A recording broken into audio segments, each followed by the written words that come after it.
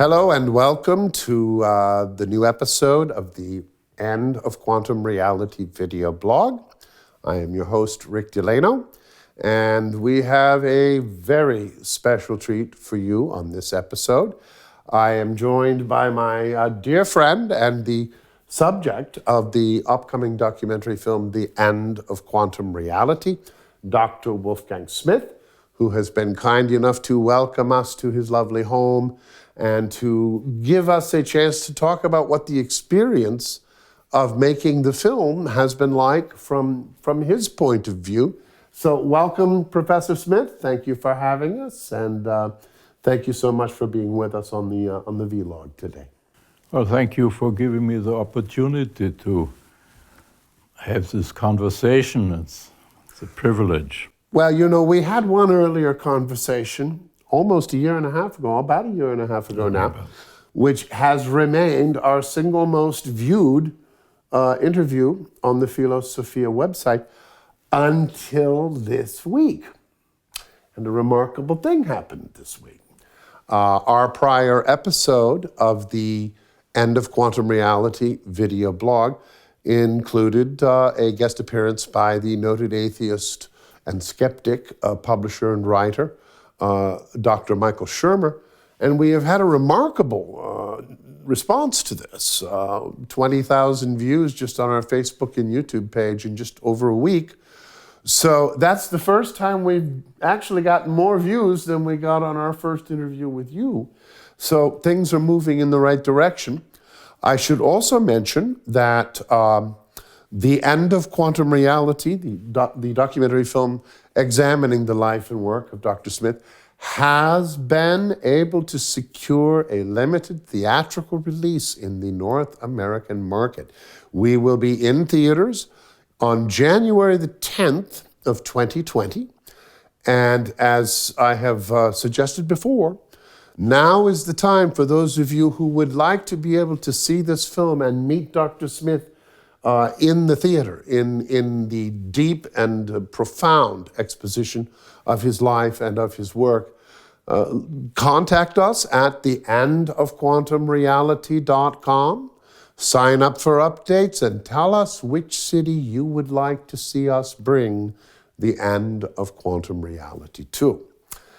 So today, since we have already covered the scientific aspects of Dr. Smith's recent work in the prior interview, I wanted to talk a little bit about just the experience of having us intrude into your life at a very, very difficult time.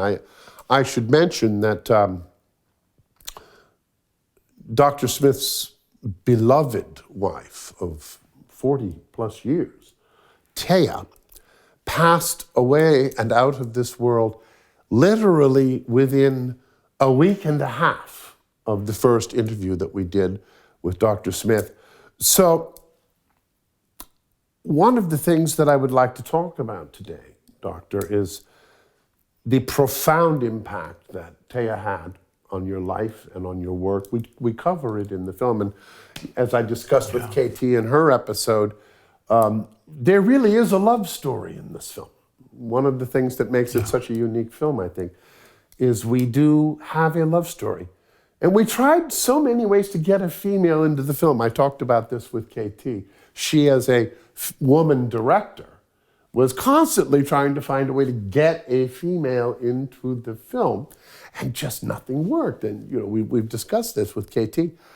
But she actually had a remarkable insight toward the end of the film. And I wonder if you might share with us what KT had said about our inability to find a way to get a female into the film. Well, I seem to recall that Katie sort of blurted out at one moment, I think Thea doesn't want another woman in the film.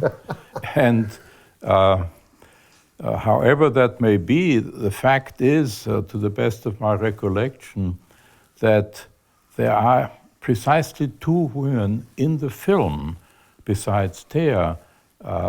There's my mother for about 3 seconds. Oh, that's right, yes.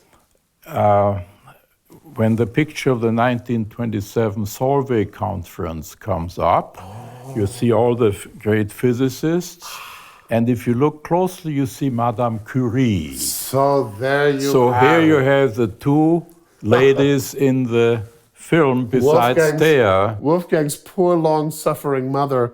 You know, one of our favorite moments in the film is you talk about that point in your life where you really began, as you put it, quite abruptly, to think. Yeah. And you recount the story of your mother calling you down to dinner and you saying, "I can't come now, I'm thinking." Oh, how our mothers suffer for us. We can sure. just picture what what must have been going through her mind. Yeah. I can't come now, I'm thinking. But that's beautiful. I must say that from my point of view, it was such a remarkable set of circumstances that led to us meeting each other.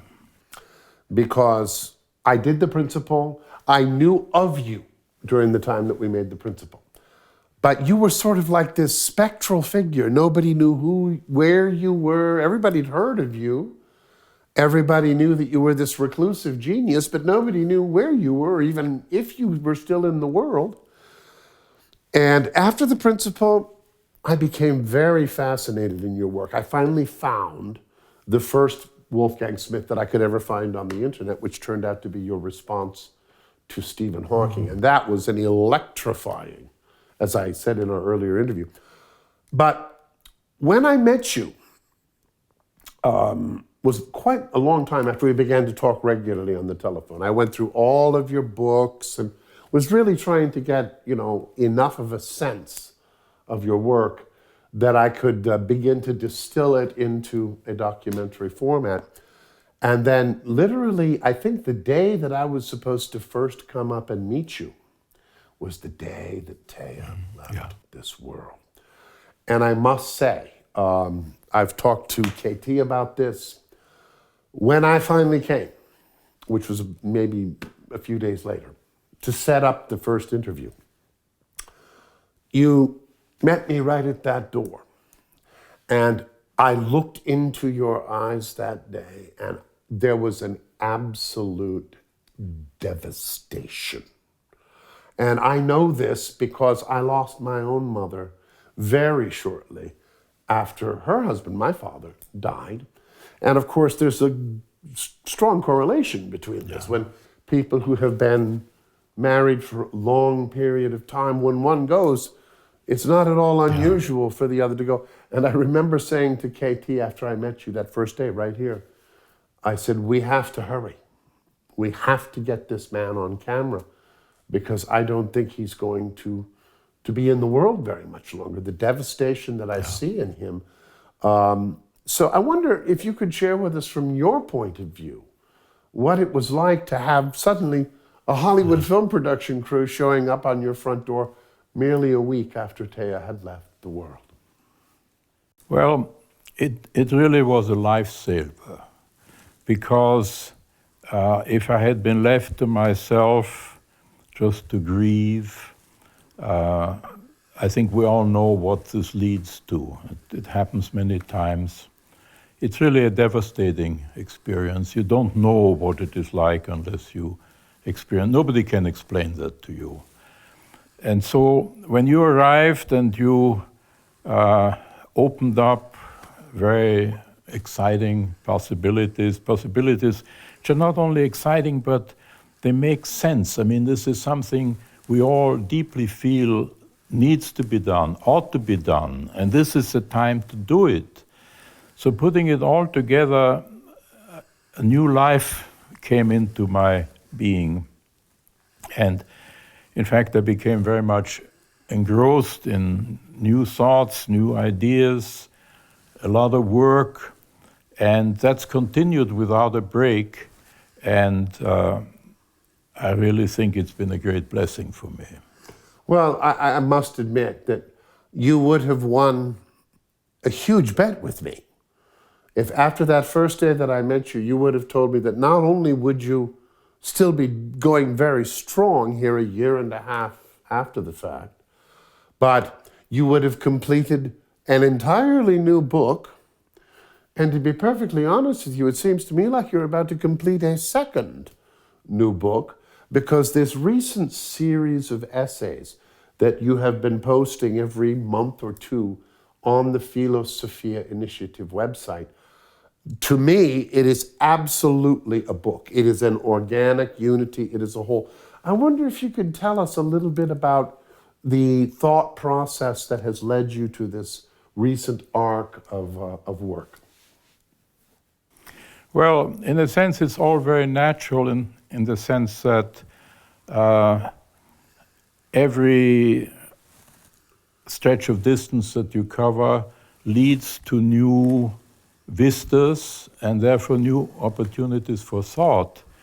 And if one's thought is not ad hoc, but organic and proceeds from certain very, very deep, what to call it, perceptions which in themselves you cannot articulate, but you articulate that to which it leads and that which it expresses, then an organic development ensues, and as everywhere in the organic world, things take the shape that they are meant to take, that they bear within themselves. It's an organic, natural process, and I think that's what gives it value.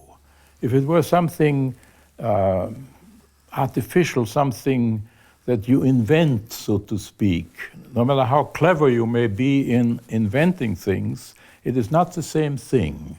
It must be organic, it must come from within, and in a sense, it takes a whole lifetime to prepare for that.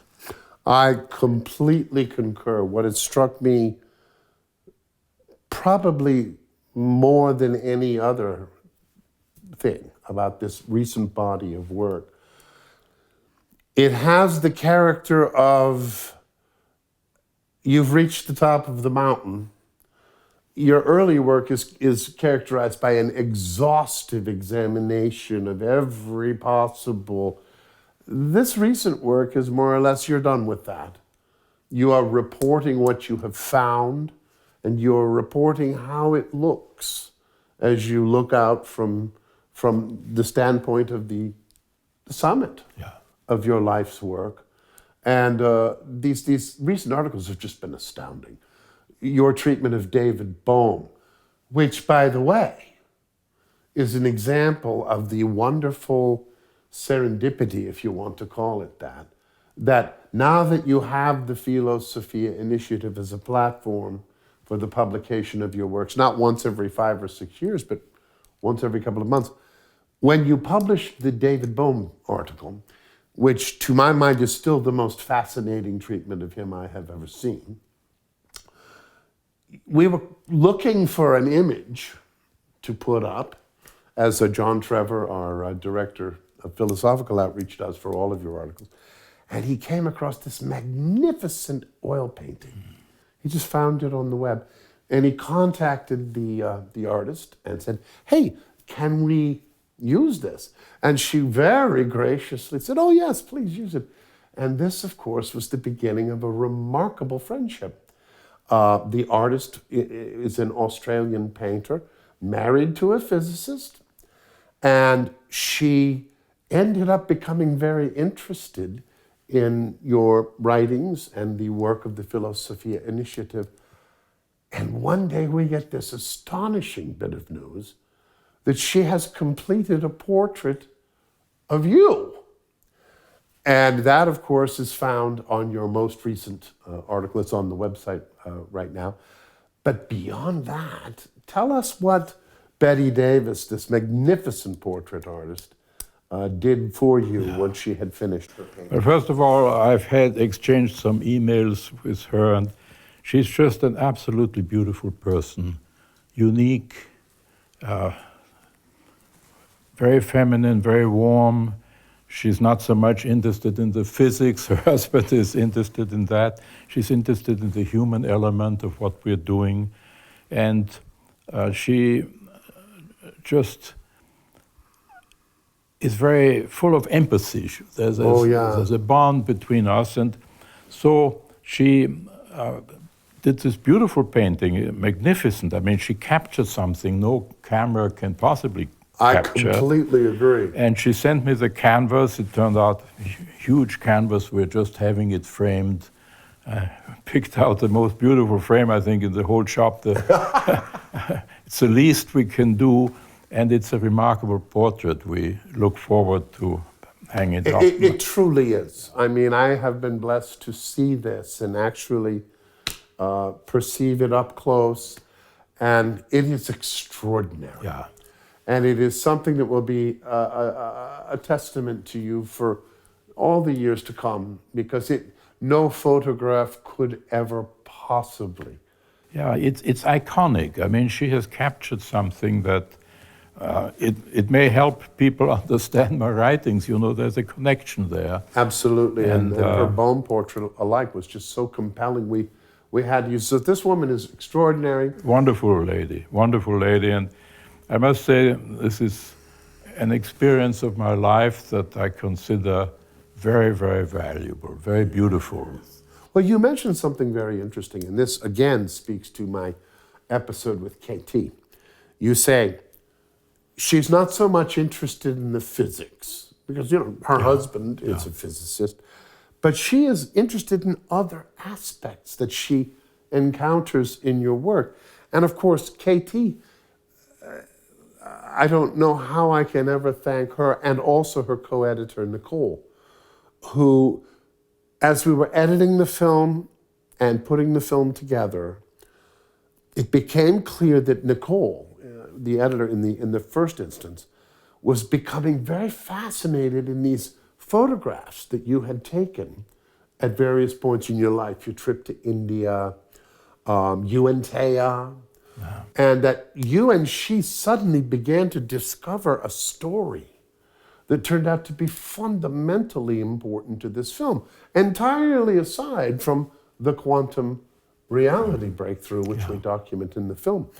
And it's the woman's touch almost. Oh, yeah. Because as you say, KT said, Taya won't let any other women in this film. It looks like two snuck in. Your mom and Madame Curie slipped in, but I guess that was okay. But the presence of Taya hovers with incredible power over this marvelous, I call it Act 2 in the film, where having laid out the quantum enigma, we stop and go back and discover the man, Wolfgang, and the profound influence that Taya had in shaping the man that you became. Because you came back from India, and you were almost a man, you say, I was no longer a Western man. And you were living off in the wilderness in Oregon with your beloved German Shepherd, and apparently quite happy to spend the rest of your life reading Plato in the evenings and teaching mathematics in the daytime, and never the twain shall meet. But Taya awakened a desire to return to the world and actually work.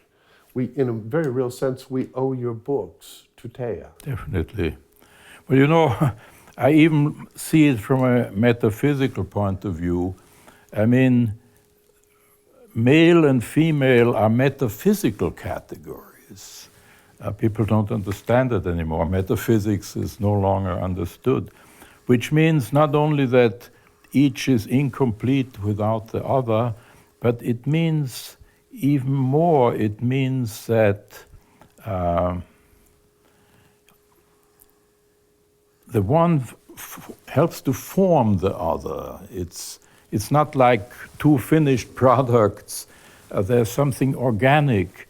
And I can say this about Taya, she was all woman in a sense that has become very rare. In fact, I would love to present her as a model for our days, because it's necessary. There's a lot of confusion as to what it all means and what it is supposed to be. She was tremendously feminine and gifted in all the feminine virtues in music and in just conversation. She was always the center of everything, and she was spontaneous and gifted in so many ways. Sometimes amongst friends she would suddenly, after dinner, begin to dance, and it was beautiful. It was, in fact, more beautiful sometimes than going to a professional dance, because it was unscripted, completely natural.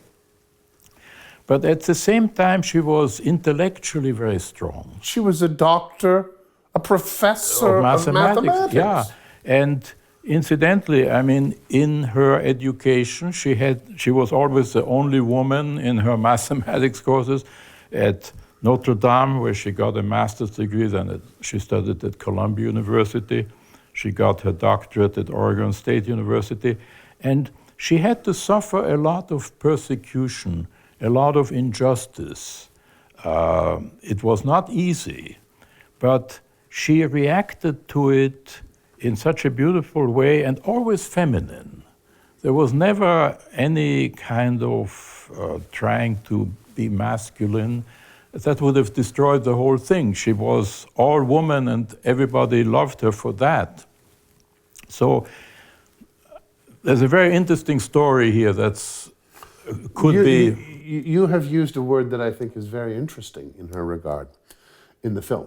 You say, she was a very powerful spirit. I wonder if you might... There seems in some minds to be a contradiction between feminine and powerful, but you would not accept such. On the contrary. Okay. On the contrary.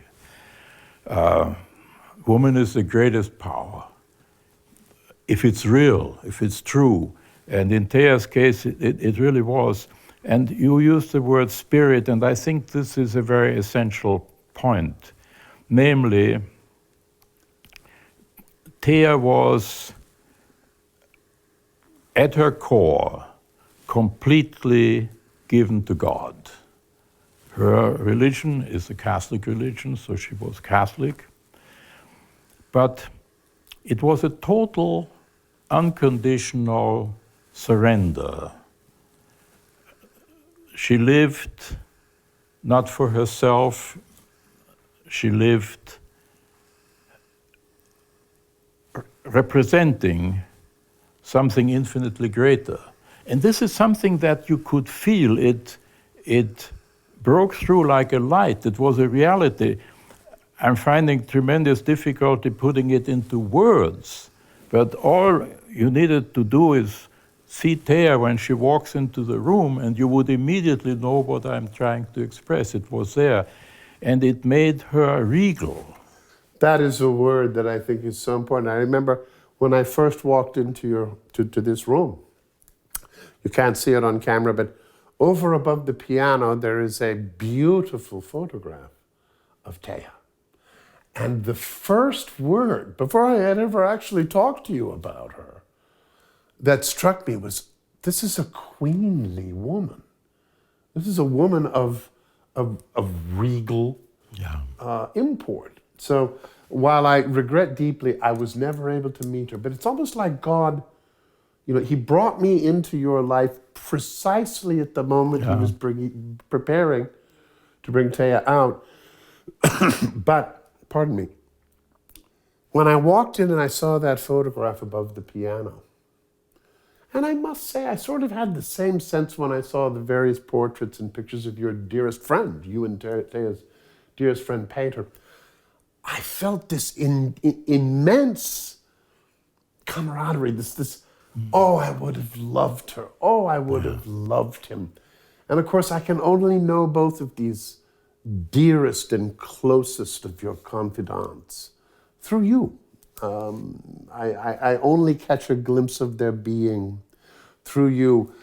But I must say, one of the most moving things for me when I watched the film is the section where we turn to Thea. As a matter of fact, the narration introduces this part of the film quite well, I think. And that's where Thea comes in.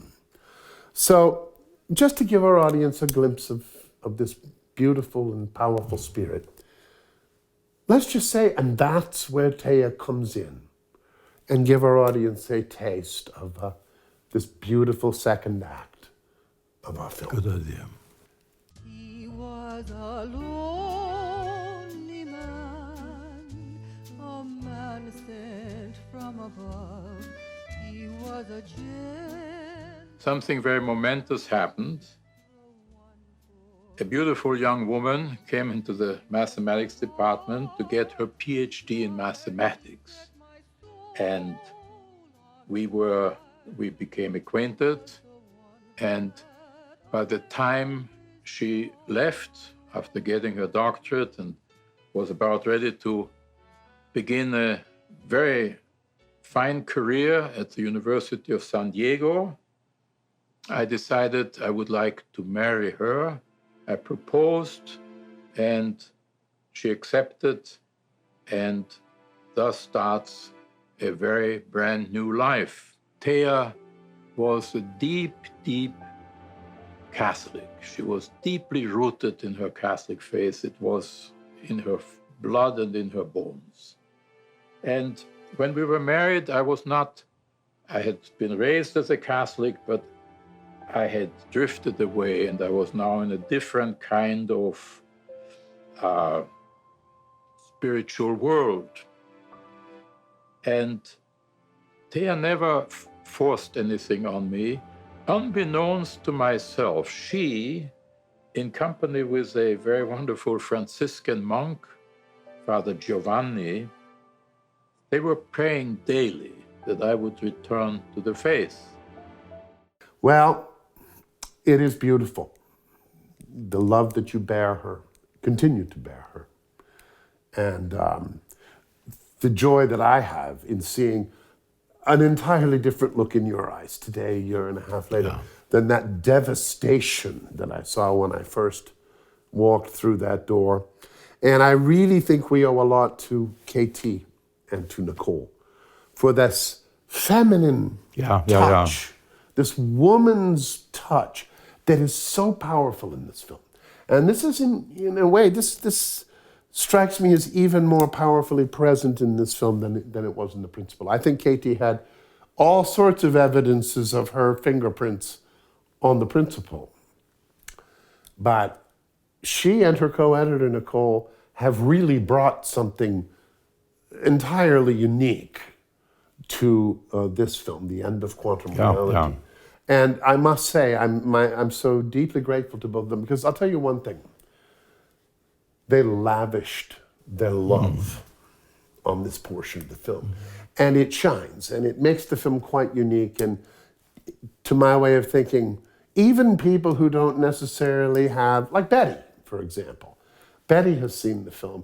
And it was this part of the film that spoke most deeply to her. And at several of the screenings, we've had the same result. Now, speaking of screenings, because, we're going to be covering science in almost every episode of this vlog, except the one with KT from now on until the release.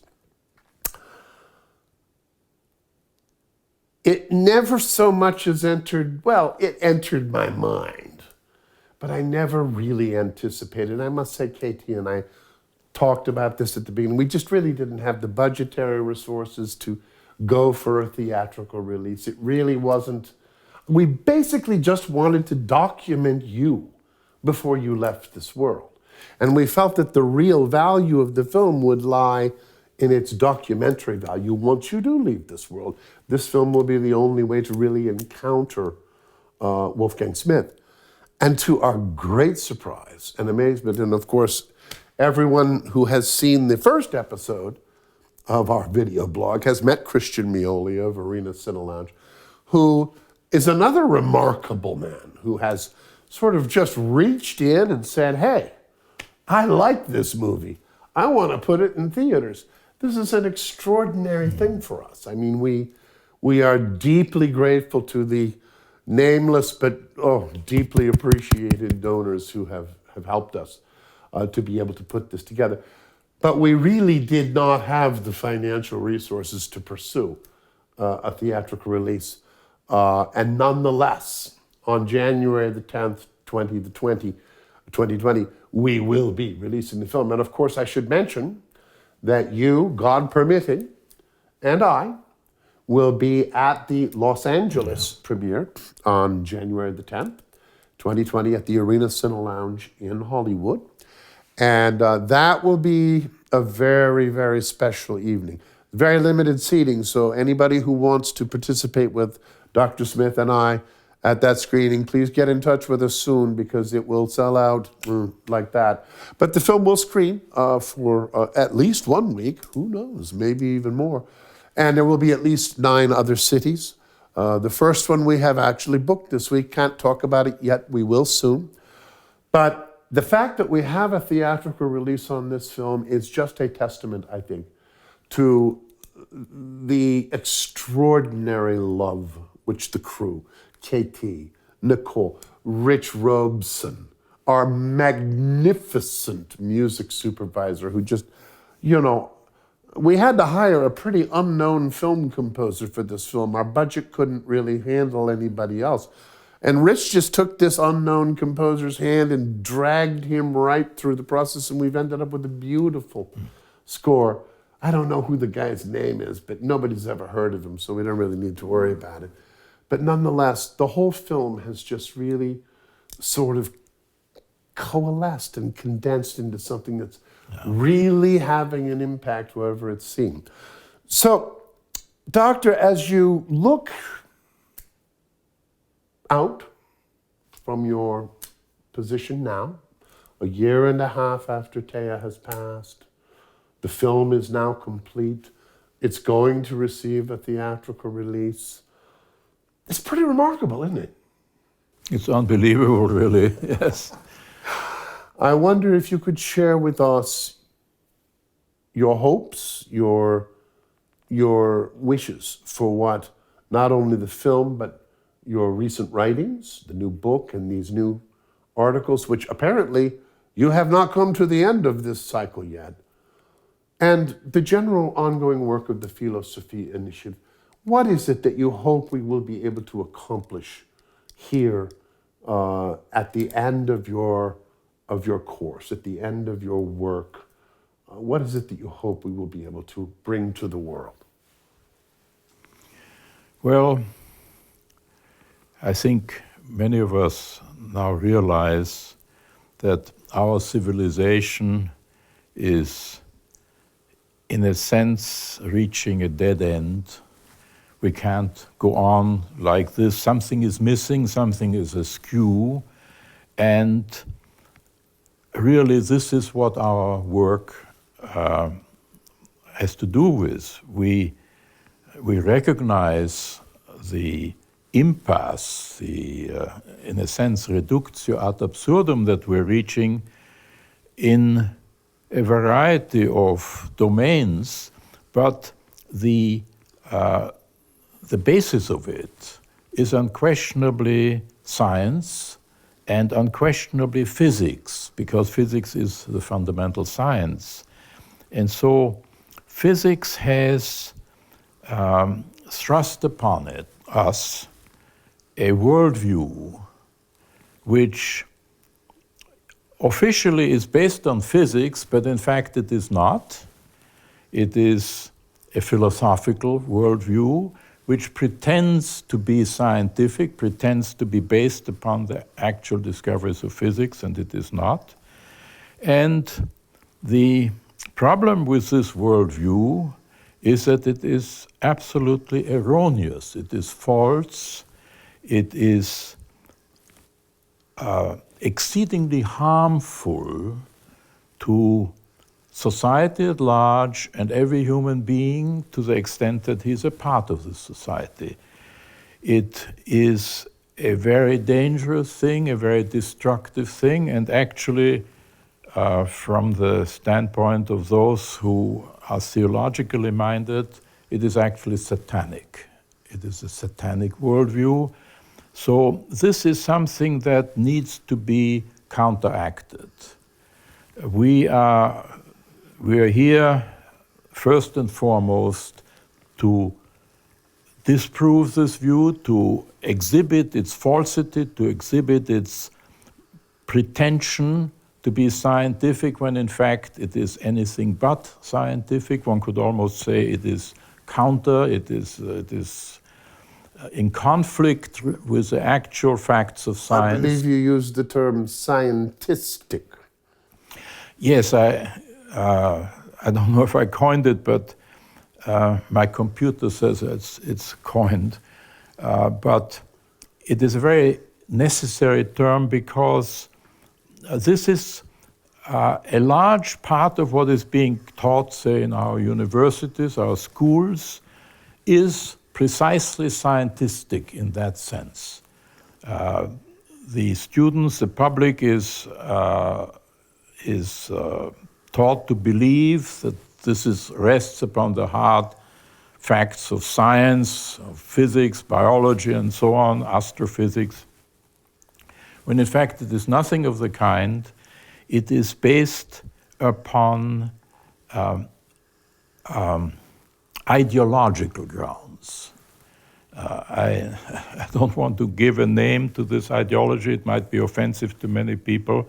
And there are many different names that you could give to it, because actually, in a sense, it is an ideology that underlies so many ideologies. It's a common root. And what comes out of that common root takes many different shapes. Some of them may even be dissimilar from the outside, and yet it is based upon the same error, and it leads to the same very detrimental consequences. It's this destructive of both the individual and society.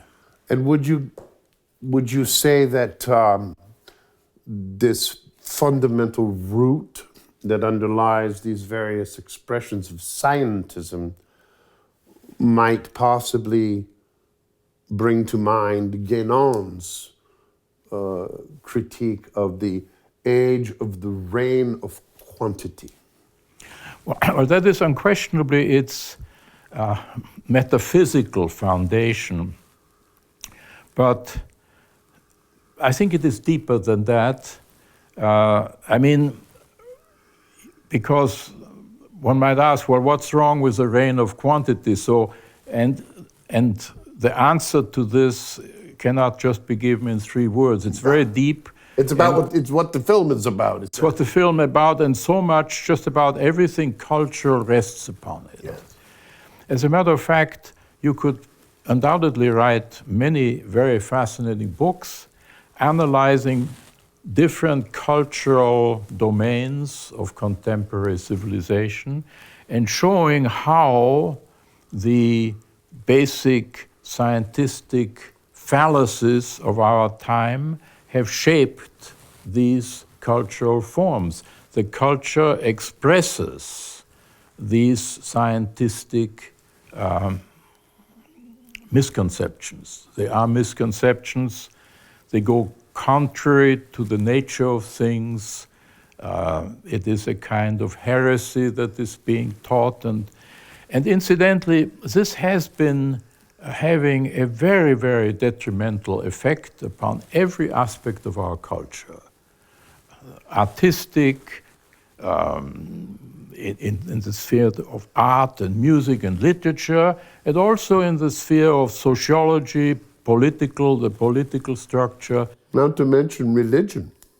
Well, of course, there it is, so to speak, the anti-religion. It is a denial of everything that homo religiosus, the world over, has believed in and lived for. So it's a kind of septic.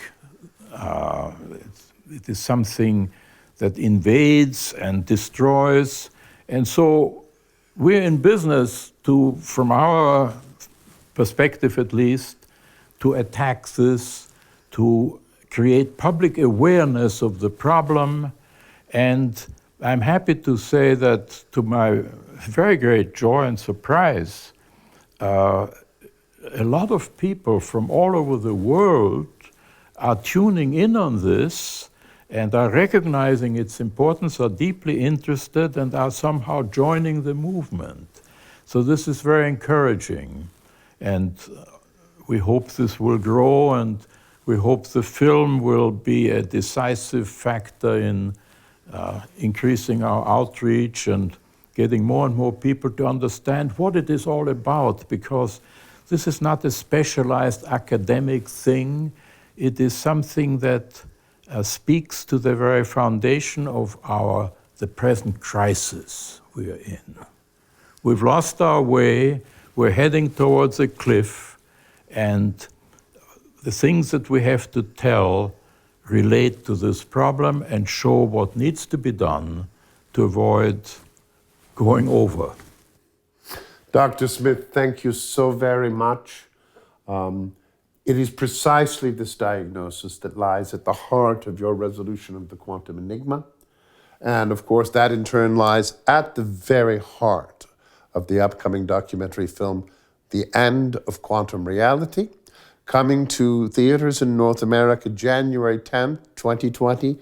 Once again, let us hear from you at theendofquantumreality.com. Let us know where you would like us to bring this extraordinary film documenting the life and work of my friend and this extraordinary man, Dr. Wolfgang Smith.